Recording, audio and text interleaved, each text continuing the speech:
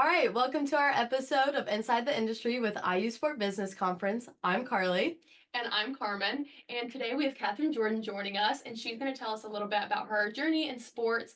And if you'd like to go ahead and kick things off, Kathryn, and just kind of introduce yourself and a bit about your career. Well, hello, and thank you for inviting me to your podcast. So I had a little different, non-traditional journey to my sports career. Of course, I don't want to tell my age, but you can probably see from the gray. I've been around a long time. So there was no such thing as sports marketing, sports management, anything like that. You majored in physical education. And I actually went to Purdue University. Sorry, I got my master's from IU. But I went to Purdue and they had the program split into a women's program and a men's program. And back then, we're talking about the 70s. So it was very misogynistic. In the women's program, we were all about research. I spent 3 years in the women's program. It was more like kinesiology and research on human movement and things like that. My senior year, they decided to let women join the men's program. So I went over to see what it was about, and that's where they were learning about facility management and coaching and athletic training and everything we think about as sports management and sports marketing today. They were learning that in the men's program.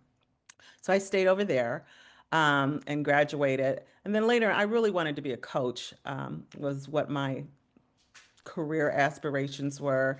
Because women, you just didn't think about women in sports, doing anything in sports back then, even though I was very athletic. I was a gymnast in college and high school, cheerleader and that kind of stuff, but didn't play basketball. I didn't play some of the more traditional sports that women are playing now because they really didn't exist or they were pretty boring.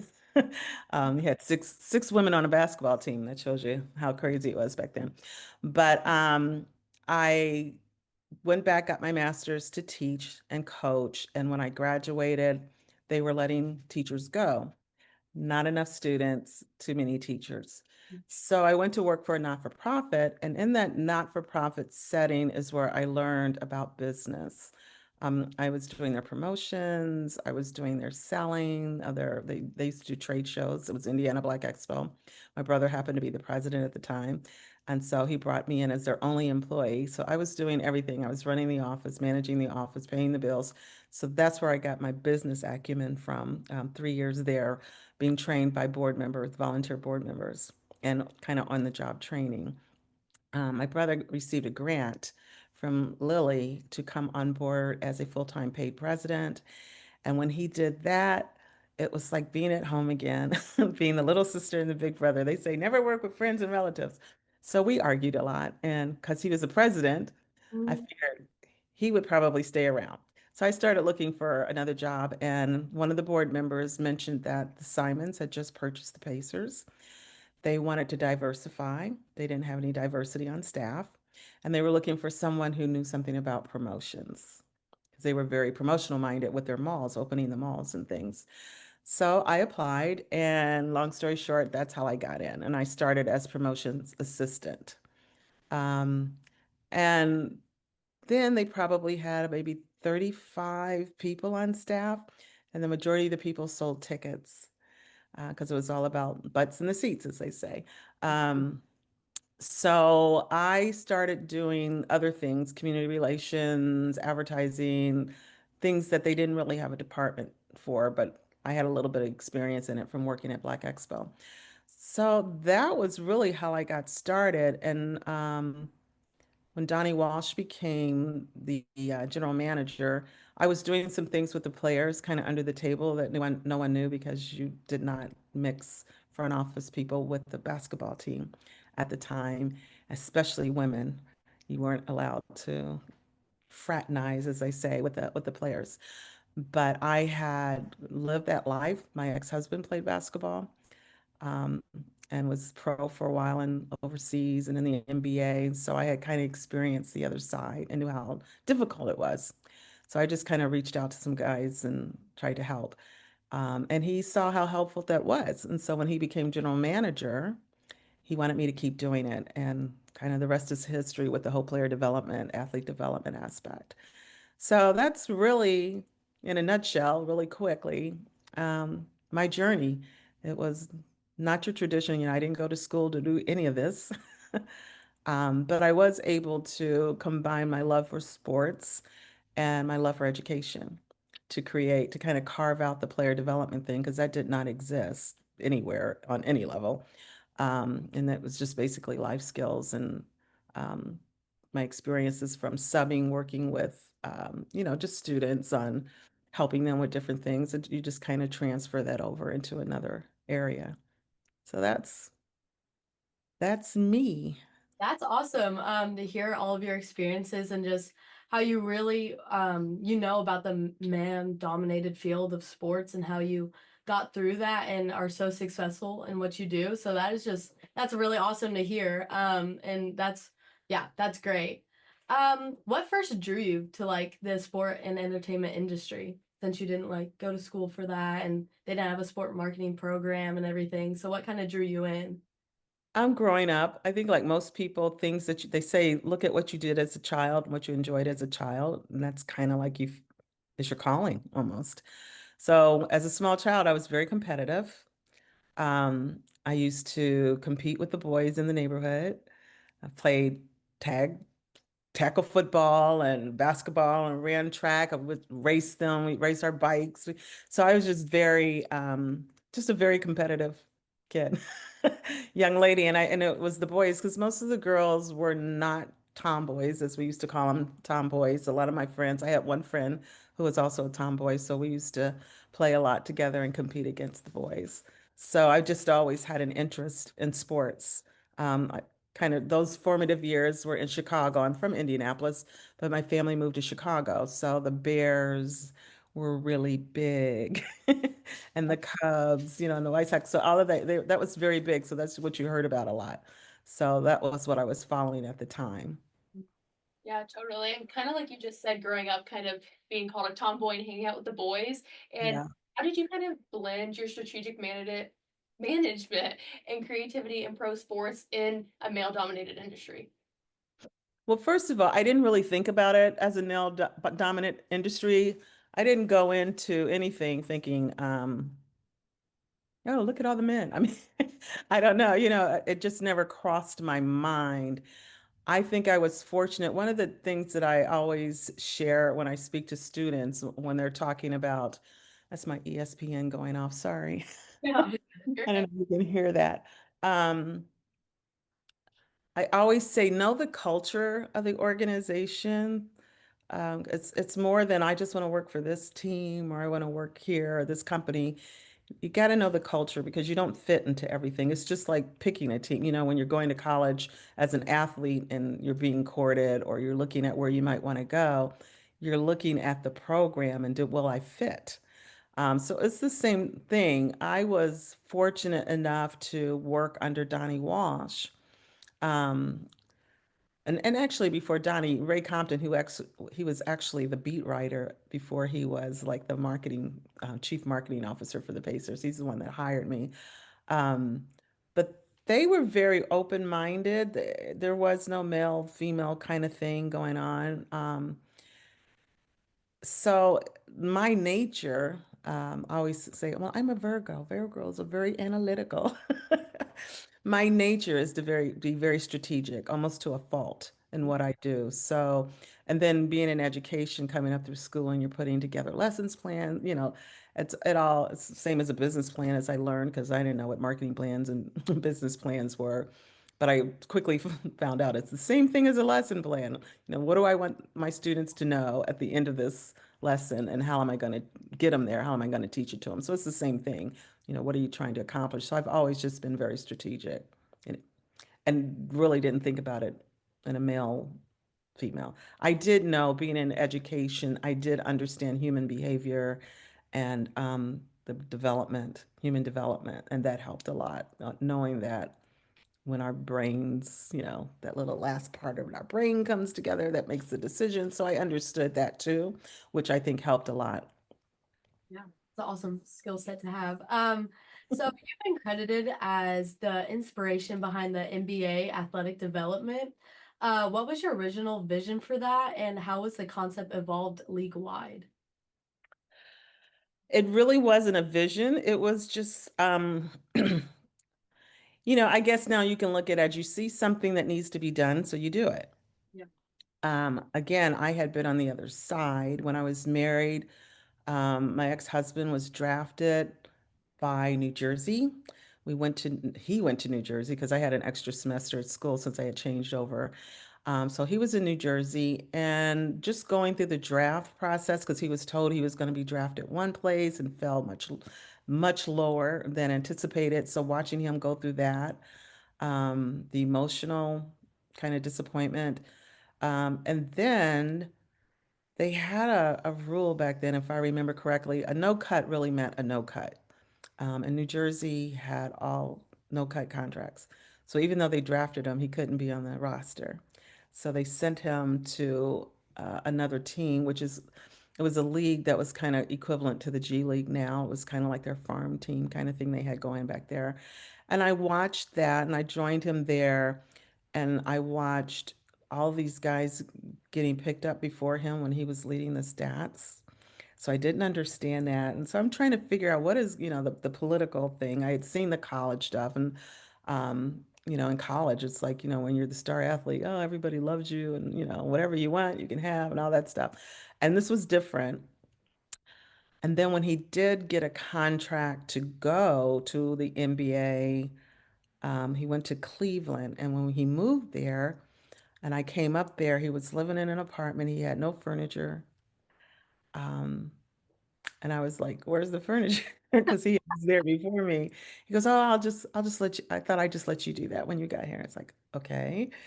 And then I said, "Well, where's the bank?" Because he was actually cashing his checks and putting them in what we called a man purse at the time, and he put that purse up on the shelf in the closet. And it's like he wasn't familiar with Cleveland. He's right out of, all of that made sense to me. So just going through that, that's why when I started working with the Pacers, reached out to the very first draft pick under me, and that was Vern Fleming, and he was married and he had a small child. So I just kind of reached out to his wife and said, "Hey, look, I've been where you are right now. Let me take you around, show you where to get your hair done, tell you about the different school systems, let me help you with looking for a home." So I kind of just took that, and the fact that he was married helped that he didn't have to do it. He didn't have to stop and do it. And that's when Donnie was an assistant coach. So he kind of saw how that helped him get acclimated. So again, it wasn't something I just said, "Oh, this needs to be done." It was just from personal experience that I went, nobody helped me. I didn't know anything. You don't know anyone. You go to cities, you have no family, you have no friends, you don't know anybody there.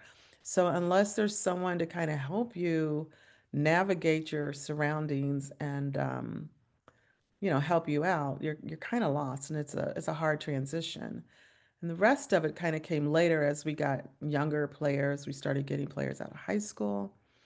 Um, and now you're getting guys that have no life skills that just, they're right out of high school. And so we had Al Harrington who came with his parents, his whole family came, but we had other guys who didn't come with that support system. So you just kind of step in and go, "Here, let me help you. Do you know about budgeting? Do you know this? Do is your agent doing this? Do you have a financial advisor?" So you just start just kind of asking questions. And there was a limit to what I could do because of the collective bargaining agreements, but I just wanted to make sure the guys had the resources and that they needed to be successful. Awesome. Yeah, totally. And now that you have K Jordan Consulting, what are some of the biggest challenges that you've seen professional athletes face, and how do you guys kind of help them prepare in both like current and retired athletes? If you kind of want to touch on both aspects of that. Yeah, well, that's an interesting, because that's a whole nother thing, that transitioning in and transitioning out. Um, I would say the biggest challenge is when you're transitioning in, whether you went to college or not, you're still young. You're 21 years old. And I hate to say you're a kid, but you're a kid. Legally, you're grown, but you're still a kid because you're limited. Um, Depending on the support system around you, some people have a stronger support system than others. And depending upon representation, some representatives are more trustworthy than others. That's a hard transition to make because you don't know what you don't know Right. coming in. And so, you try to provide that information, and some support and some direction as best you can, because at the end of the day, they still make the decisions. They still make their own decisions. So, you just try to give them the facts that they need, a complete fact sheet. This is what you need to know. Make your decisions based on fact, not emotions, and, not on friendships, not on family, none of that. Base it on facts. Um, and then the other part of that is what I just talked about. Your brain's not developed at 21. We always wonder why teenagers and young adults get in so much trouble. And it's like, that was stupid. Why did they do that? Well, that's the last part of your brain that develops. It's that decision-making part. And that usually doesn't come along until about 26 years old. And for a lot of the guys, they're done. Their career is done before they've even fully developed. So that was a challenge because you're trying to get people to understand life after when they're just getting in.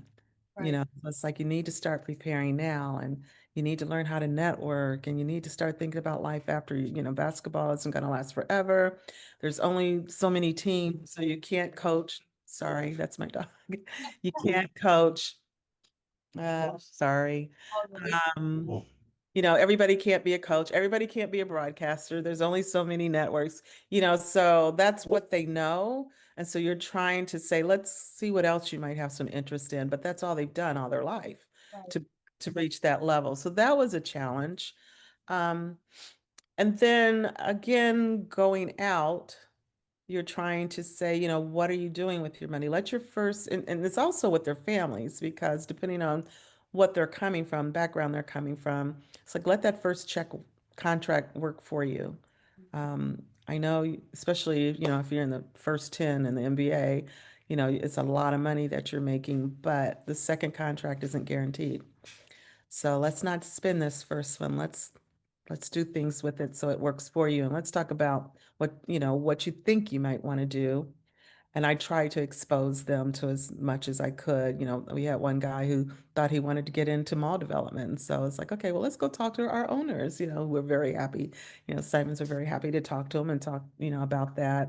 We had guys who wanted to get into video gaming because that was big at the time. And, so you get internships at EA Sports. And so I try to do things like that to help expose them to other things and surround them with experts in those areas of interest that they had. And now, as a consultant, that's where I get more of the retired guys that have transitioned out. Um, and it's funny because I get a lot of guys that were calling me at 40 and 45 years old going, I get it now. Yeah. Yeah. Yeah. Get it now, but they were done at 30, 25, and what they did, trying to say that nobody wants to rub elbows with you when you're no longer, the star or shooting those 3-pointers or whatever it is you're doing. So if you don't take advantage of it while you're there, it's going to be a hard time afterwards. So just trying to help them reestablish themselves because they try to do a lot of things on their own, because maybe the agents, they don't have a contract anymore. So the agents don't have them anymore to make a percentage of, um, or managers or whoever. So most of them are out there pretty much by themselves. And so I was trying to help however I could to, connect to resources, taxes. A lot of guys when they went overseas, just misinformation that they had and just trying to correct all of that. So that's what I do now.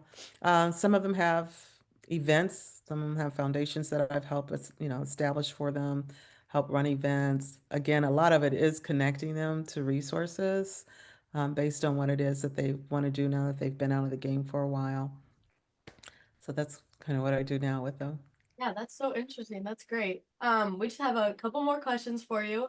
What is one experience that you went through that you think was crucial or necessary to get you where you are today? Probably the not being able to find a teaching job. Right. Yeah. You know, you have your mind set on this is what I want to do, and you go to school and you get the degree, and then you go back and you get the master's degree, and you can't get in, you know, and you're told when I got my master's, they're like, oh, well, you've never been under contract. We can pay someone with a bachelor's less money, you know. So that's what I was running into. And that was really disheartening because I really loved teaching. When I was a kid, I used to have a little schoolhouse in my basement that my parents, I had a flag and a blackboard, and people gave me dolls. I didn't play with dolls. I hated dolls. But people would give me dolls because I was a girl. So I used them as my students, you know. So that had been something along with the sports, you know, the competitive part of me. That's something I had done as a child. So it was really disheartening. So and then I couldn't find any kind of job. I ran, I was dean of students and curriculum for an adult education program. And I enjoyed that, but it ended up shutting down after a year because it was government funded and they took the funding away. Um, but it forced me to do something I never thought I would do. You know, going to work for my brother was one. But I learned a lot from them. So I always tell people every opportunity is an opportunity. You know, take advantage of it because you never know what you're going to get out of it. So things don't always go the way you plan. And there's so many different roads that lead to the same ending. So don't be afraid to take another route. You get it in your mind, this is the way to do it because that's, you know, you go to college, you do this, you do that. And it pretty much doesn't work that way most of the time. Yeah, definitely. I think you hear that a lot. People go into it not having any idea what they're going to do and then finding something. And then, yeah, you have to pivot kind of afterwards when it doesn't work. So, Yeah. one of our last questions is kind of relates, but what's one piece of advice you would give to someone trying to break into the sports industry? It's very difficult, and I think it's even more competitive now. I tell people it's just as hard to break into it as it is to make a team, because there's so many people that want to do it. So probably the advice I would give is there's a lot of opportunities to volunteer, especially with the here in Indiana, you got Indiana Sports Corp that brings in everything known to man in sports, and I encourage students to sign up to go on their website and to sign up on their volunteer board and volunteer because that's how you meet people. A lot of the local organizing committee members are people from the professional sports teams. So that's how you meet them. And again, like a lot of things, you're hired on relationships. You know, fundraising is based on relationships. A lot of hiring is based on relationships. So that's how you build them. You get to know people, you show them what you can do. Don't be afraid to reach out to people if there's an area you think you might be interested in. Of course, don't do it on a game day. Sometimes it's better in the off season, so you got to kind of know your timing. But most people will take your call and just say, "Hey, I'm a student, and this is what I'm interested in doing. You know, can you give me 15 minutes for an interview over the phone, or maybe if they have time to go to lunch, you treat them to a lunch or some or coffee or something where you can personally face to face or have a personal conversation and make an impression on them and ask them about internships and, you know, volunteer opportunities. Some teams have them, some don't. So you just gonna kind of reach out and ask. But as much as that you can do to get in front of people in the sports world, do it. And then also don't always focus on the big leagues.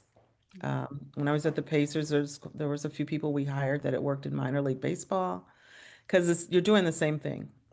It's not that much different. The skill set is the same. So, but so many people, "Oh, I want to work for the Pacers. I want to work for the, you know, whoever, the Colts. I want to, you know, so it's not always about the major leagues. And it's also college. You're in college, go to your athletic department and see what you can do. Um, Again, try different things. I had a lot of people who thought they were interested in one thing.